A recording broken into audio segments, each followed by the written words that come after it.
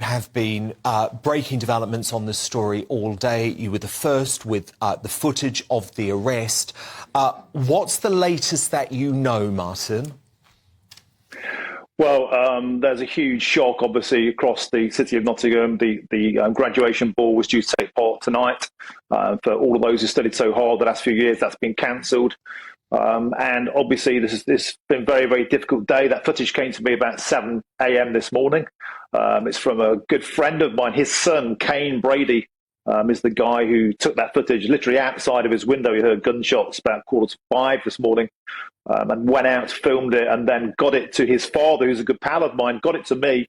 And I just couldn't believe my eyes. And once we sort of checked that and checked its veracity, I got it straight to the GB News desk on breakfast, and that story broke with Eamon and Isabel. And then throughout the day, just been getting more and more information. Indeed, that line about the West African migrant with a known history of violence, that came to me, and I got that to Mark White.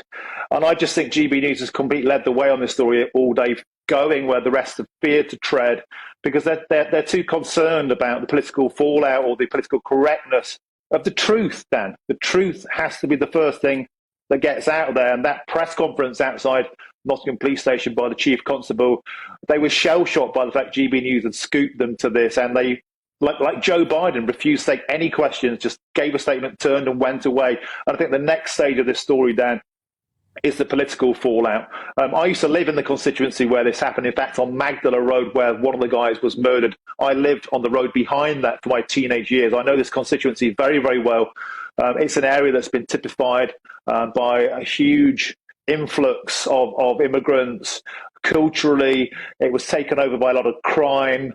Initially, back in the 80s, it was prostitution. Then it moved into drugs, harder drugs, crack cocaine.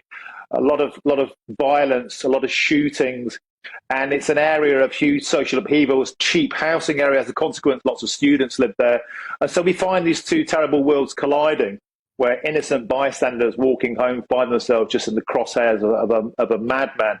The political fallout is going to be very, very interesting now, because make no mistake, Dan, the MP for that constituency, Nadia Whittome, and the Labour MPs around central Nottingham are very, very critical of Suella Braverman, very, very critical of anybody who dares to question the holy grail of unchecked immigration from abroad.